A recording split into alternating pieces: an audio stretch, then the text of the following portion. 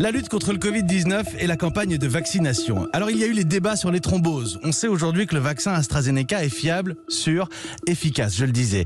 Il y a eu les polémiques sur les livraisons que le laboratoire n'aurait pas. Aujourd'hui, on a du stock, peut-être même un peu trop. Il y a eu, il faut bien le dire, un long silence depuis le printemps, silence rompu ce matin en exclusivité sur Europe 1.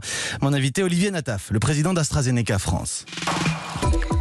Le tête-à-tête. Mathieu Béliard. Bonjour Olivier Nataf. Bonjour Mathieu Béliard. Et merci d'avoir choisi Europe 1 pour cette prise de parole attendue.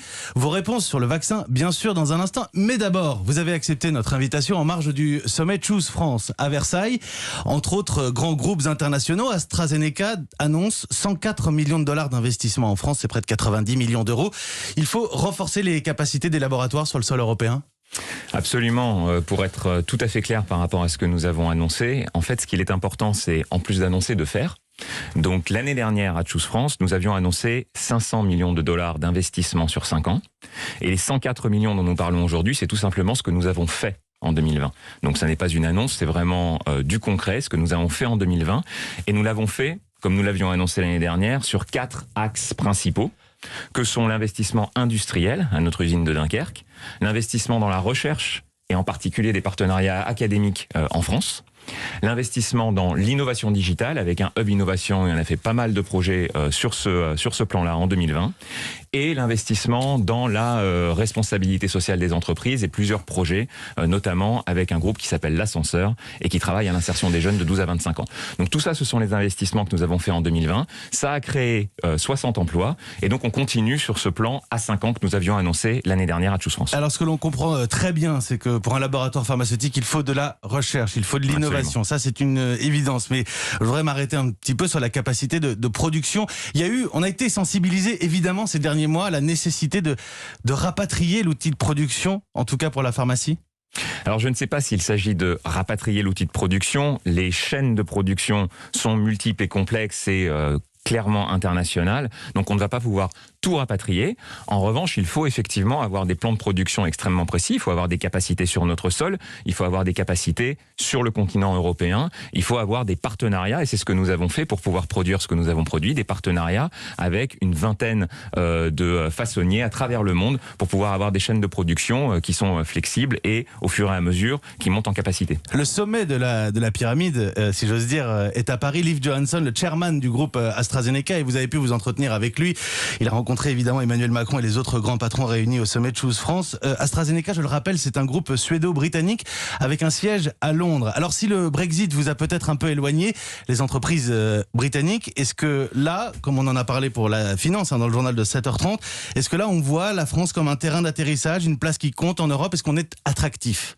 La France est attractive, c'est l'investissement que nous avons consenti l'année dernière aussi qui le démontre et qui explique pourquoi nous voulons investir en France, que ce soit encore une fois dans l'outil industriel ou dans la recherche académique, qui est connue, reconnue internationalement et avec laquelle AstraZeneca a toujours collaboré. Nous augmentons effectivement ce type de collaboration sur les différents domaines sur lesquels nous avons une expertise, la cancérologie, les maladies cardiovasculaires, les maladies respiratoires. Tout ça, c'est ce qui fait AstraZeneca et c'est ce qui fait notre investissement en France. 92 essais cliniques et plus à venir.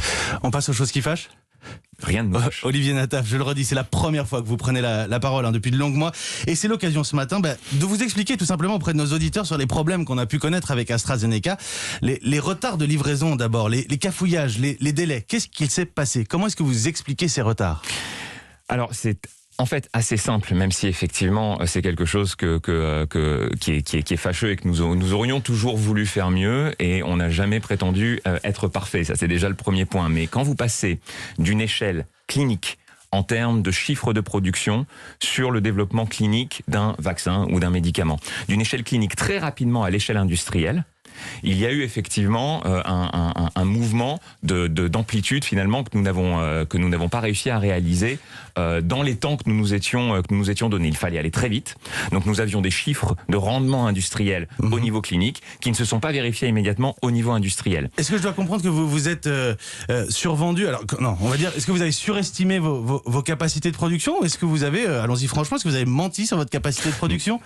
Alors, dans une idée commerciale, hein, non, mais bien sûr. Alors, ce qui est intéressant, c'est de se rendre compte qu'il n'y a pas d'idée commerciale, puisque c'est un vaccin que nous fabriquons à prix coûtant, que nous mettons à disposition à prix coûtant. Qu'est-ce que ça veut dire? Ça veut dire que nous ne réalisons aucun bénéfice sur ce vaccin.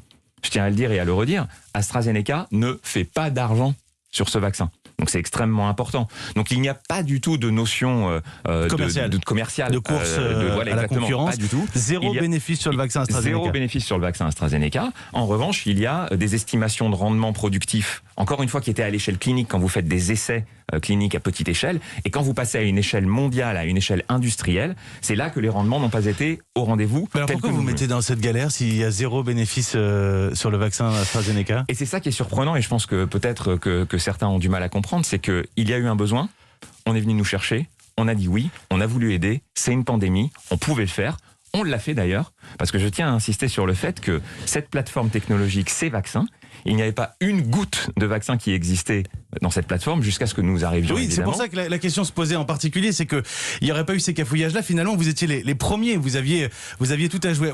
Passons à un autre sujet. Je comprends en tout cas la question logistique qui s'est posée sur cet aspect-là.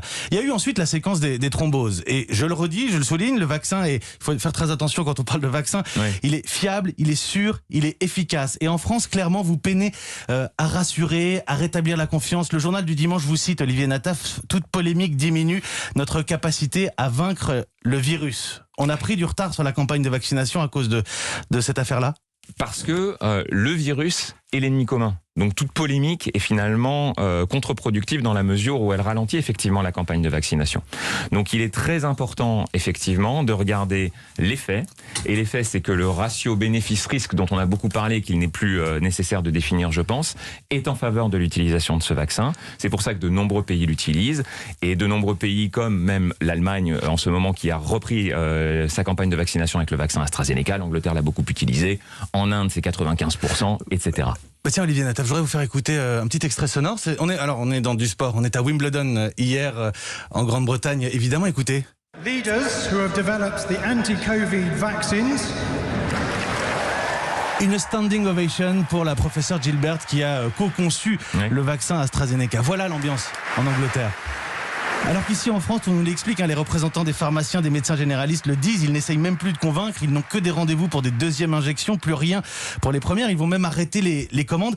Alors c'est peut-être parfaitement injuste, mais est-ce que ce n'est pas une cause perdue que d'essayer de vendre ce vaccin en France ? Et encore une fois, il ne s'agit pas de vendre le vaccin, il s'agit de mettre à disposition un vaccin dont le ratio bénéfice-risque est favorable et il faut utiliser toutes les armes que nous avons avec nous pour vaincre cette pandémie. Maintenant... Non mais on est d'accord que, en fait, s'il y avait que le vaccin AstraZeneca, je suis intimement convaincu qu'on aurait des files d'attente et qu'on râlerait parce qu'il n'y en a pas assez. Aujourd'hui, on a le Pfizer, on a le Moderna, on a d'autres vaccins qui sont accessibles. Je vous demandais simplement pour votre groupe, est-ce que le jeu en vaut la chandelle ? Mais le jeu, évidemment, en vaut la chandelle. Pourquoi ? Parce que nous avons produit à ce jour 600 millions de doses de vaccins. Il y a près de 500 millions de personnes qui ont été vaccinées dans le monde et ça continue, encore une fois. Nous allons délivrer ce que nous avions dit que nous délivrerions sur l'année 2021. Et c'est extrêmement important parce que ce vaccin a empêché des centaines de milliers d'hospitalisations, c'est ce que démontrent les données de vraie vie, a sauvé des dizaines de milliers de vies, et c'est ça qui est important. Donc non, il n'y a absolument rien à regretter parce que ce vaccin a contribué à aider le monde à sortir de la pandémie, et je dis bien le monde, parce qu'évidemment, il ne suffira pas d'arriver à faire une campagne de vaccination en France, en Europe, aux États-Unis, il va falloir que le monde entier puisse avoir accès au vaccin. Et c'est à quoi nous contribuons de manière extrêmement significative. C'est extrêmement important. Je voudrais souligner ce matin 2 bonnes nouvelles quand même autour du groupe AstraZeneca. D'abord, après seulement une dose, on apprend que le vaccin entraîne une immunité pendant au moins 1 an et puis de fortes réponses immunitaires après une 2e dose, une 3e dose ultérieure. Ça, c'est une bonne nouvelle. Ce genre de nouvelles, je crois que d'ailleurs qu'on n'a pas eu autant de délais sur d'autres vaccins jusqu'à présent. Pour l'instant, il n'y a pas eu ce type de données qui ont été publiées. Exactement. Et nous espérons que ce sera la même chose sur d'autres vaccins. Ce sont les premières données qui sont publiées de ce genre-là. Nous avons aussi publié des données et Pfizer en même temps, il y a eu des données de vraie vie qui montrent que sur le variant Delta, il y a une efficacité contre les formes sévères, les hospitalisations de 92%. Et par ailleurs, vous développez un vaccin efficace contre le variant bêta. C'est le variant sud-africain. Il y a cette chasse aux variants et on comprend que la recherche continue. Je voulais simplement, pour terminer, Olivier Nataf, vous poser une question. Vu qu'on a des doses qui nous restent sur les bras en France, qu'est-ce qu'on en fait de ces doses non utilisées ? Alors, déjà, ce sont des doses pour les 2e injections. Et il est extrêmement important, et ça me permet de le rappeler, d'avoir et de faire sa deuxième injection. Et d'ailleurs, c'est pareil pour d'autres vaccins. Il faut avoir une couverture totale au niveau immunitaire. Sinon, nous travaillons avec le gouvernement français depuis plusieurs semaines.